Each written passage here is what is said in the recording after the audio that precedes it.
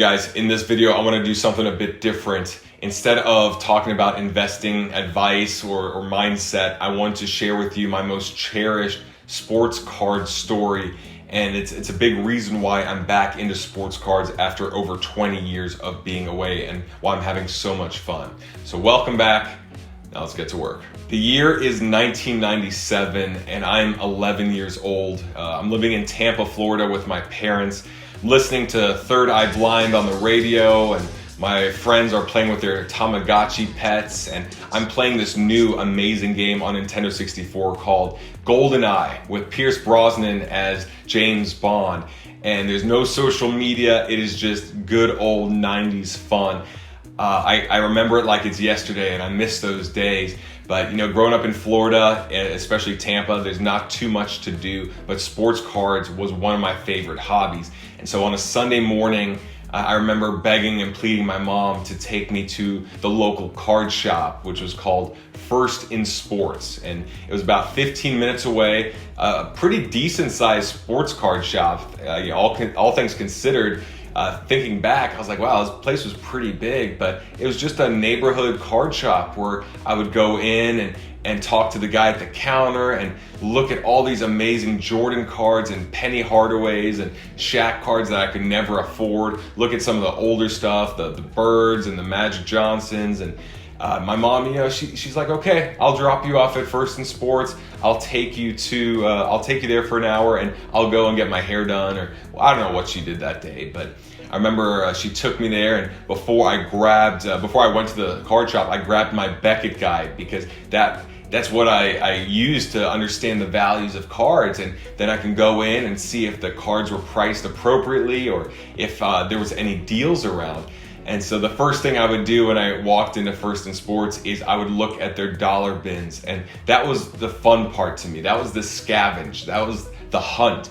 And I'd go through there, and so I'm digging through this bin, and it's like endless cards of just random no-name players, Antonio McDyess and Antoine Walker and whatever, just base cards of good players, but also just 50-cent cards, 20-cent cards. And I had my Beckett guide on me, and I'm looking through, and all of a sudden I see this card with a little white border and this yellow jersey, this player, the yellow jersey on it pop up, and I look at it and I go, oh my God, I think this card's worth something. And I look down, and it's a 1996, 1997 Topps Kobe Bryant rookie card. And my eyes lit up because I was like, oh my God, I've heard about this player. I think he's supposed to be pretty good. I whip open my Beckett guide, I'm frantically looking, and I see this whole list of cards, 10 cents, 20 cents, 30 cents, like nothing. And I look down at whatever card number this was, and it says Kobe Bryant, $5. And I go, holy shit, this is amazing. I found this Kobe Bryant card in the dollar bin, and I was so proud of myself. I go up to the counter with it and a couple others, and even the guy at the card store, he says, oh wow, you found this in the dollar bin. That's a great find. I would have put this in the case.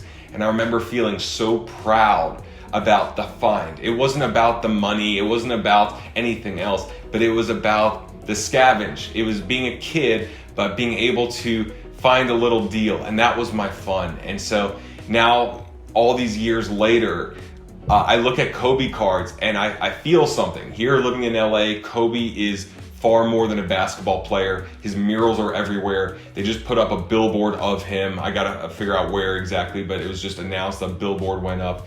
And I look at Kobe and I say, you know what? You never played for my team. In fact, your team, the Lakers, beat my Orlando Magic about 10 years ago in the finals.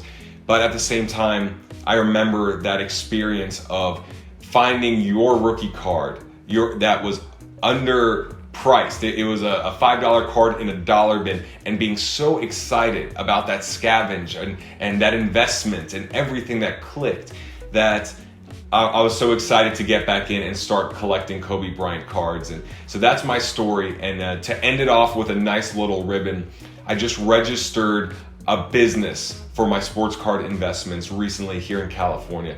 And can you guess what I named my business? It's not Kobe Bryant. I named my business First in Sports in honor of that one card shop in Tampa where my passion for this hobby first originated. So that is my story. I'd love to hear your story, whether you post it on YouTube or somewhere else. But this is a magical hobby where we can have a lot of fun and make some money together. But we got to remember how special it is and how much it rejuvenates our childlike spirit as well. So thanks so much for watching. I'd love to hear your thoughts in the comment section below. Pound the like for good karma during your next box break, and stay tuned for the next video. See you over there.